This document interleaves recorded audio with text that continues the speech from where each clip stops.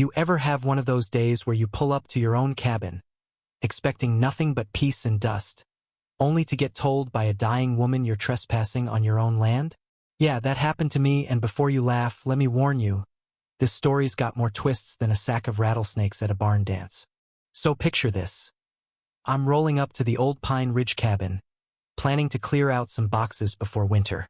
You know how it goes when you inherit family property, there's always junk that somehow becomes your problem. I'd been avoiding the place since my divorce. Too many memories. But with autumn coming and frost warnings on the radio, it felt like time to finally face the ghosts. Except, instead of peace and closure, I get ambushed by a woman who looks like she walked off the set of Succession.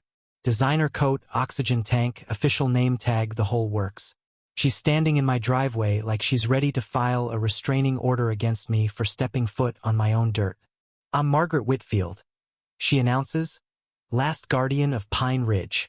And you could just tell she believed it. She flashes this manila folder at me, and let me tell you, I knew right then this wasn't going to be about mowing grass.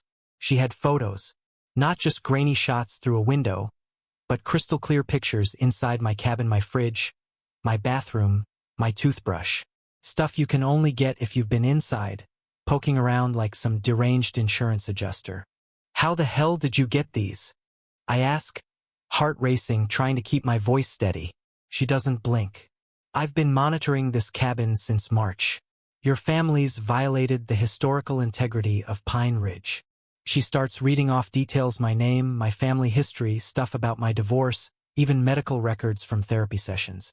She's got documents I've never even seen, and every page feels like she's stripping another layer of privacy away. And then she drops the hammer. Your grandfather stole this land in 1943. I have federal documentation proving your family's entire claim is fraudulent. She rattles off tales of war widows, rigged poker games, old government seals like she's unveiling the next big true crime podcast. But what shook me most was her mention of Jennifer, my ex-wife. She'd apparently been talking to Margaret, feeding her details about my habits, my escapes to the cabin, everything. Now I'm staring at a woman with 3 months to live, who spent her last good days plotting a case against my family, and I'm not sure if I'm about to get sued, arrested, or just driven insane.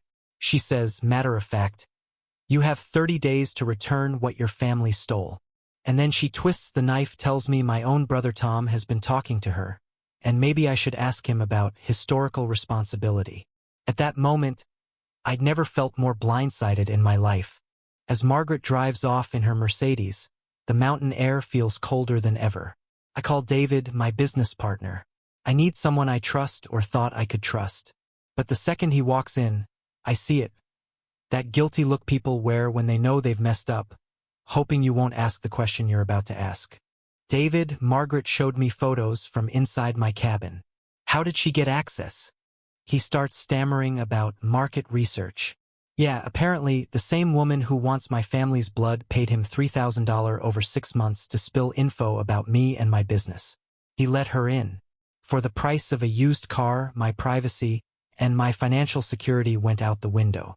Just when I think it can't get worse, my phone pings my biggest clients suspending our contract, citing security clearance concerns about my property. I asked David what he told Margaret, and he admits in a whisper that he talked about my client relationships. As I'm trying to process this, David's phone buzzes a text from Margaret. Has Jack seen the employment implications yet? Timeline acceleration may be necessary. She's monitoring our every move. My business falls apart by nightfall, another client gone.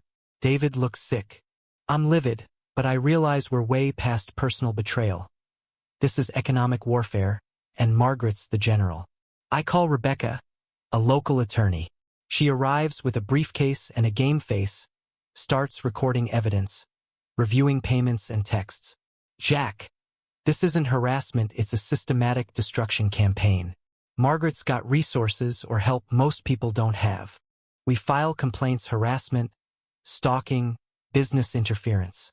For 3 days, I actually think we're taking the fight to her. Then Monday comes. I get a letter from the county. Investigation into Margaret's harassment complaint against me reveals significant property violations. an $8,500 fine, plus a federal referral for homestead fraud. I'd handed her the perfect weapon by complaining. Turns out, Margaret's daughter, Tracy, processed my paperwork and then, after filing the referral that could ruin me, got herself fired for ethics violations. These people are willing to burn everything down just to take me with them. By Friday, Margaret's got the IRS, EPA, and federal investigators coming after me, all because she knows the system better than I do. She's got nothing to lose and a lifetime of family resentment fueling her. I finally confront Tom, my brother. Turns out he's been meeting Margaret monthly, thinking he could keep her calm, sharing family documents, even notes about my psychological state. All my vulnerabilities, served up on a silver platter by the one person I thought had my back. He's got diaries, homestead papers, even records about our mineral rights worth millions, if Margaret's fraud accusations stick. But there's a twist. See, Tom and I go out to survey the property with my grandfather's original documents. Turns out, not only is Margaret's house on land that belongs to us, but she's been paying professionals to move the federal markers, pouring fresh concrete, altering boundaries by up to 50 feet. She's committed a federal crime trying to frame us for one. Rebecca brings in a federal investigator, Williams, who confirms everything with satellite imagery.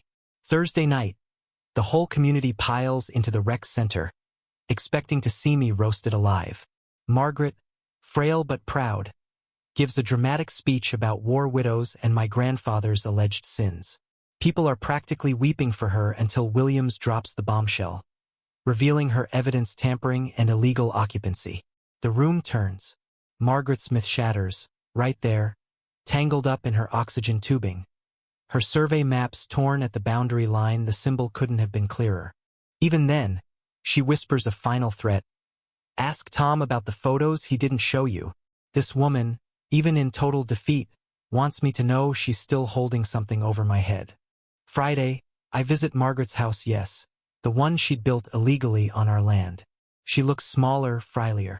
Tells me how pain, medication, and dying convinced her she had to right old wrongs, even if it meant destroying someone. She confesses to spending $15,000 moving markers, admits she wasted her last months chasing ghosts her father invented. Her daughter Tracy lost her job, her reputation, all for a fight that never should have happened. Here's where I did something Margaret never expected. I told her she could stay in her house till the end, and Tracy too, no eviction, no payment.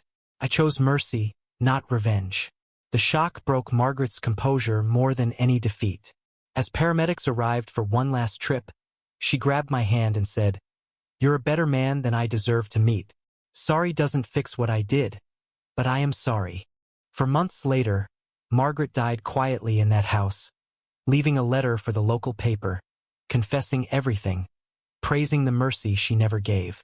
The community forgave her. Tracy got a new start. I donated most of the land to conservation, kept the mineral rights to rebuild, and my family, broken by secrets, started healing in the mountain light. So let me ask you, what's worse, private betrayal or public shame? Have you ever watched someone weaponize their pain until it nearly took you down too? Share your story below and tell me, do you believe real justice is revenge? Or is it forgiveness when you finally hold all the cards?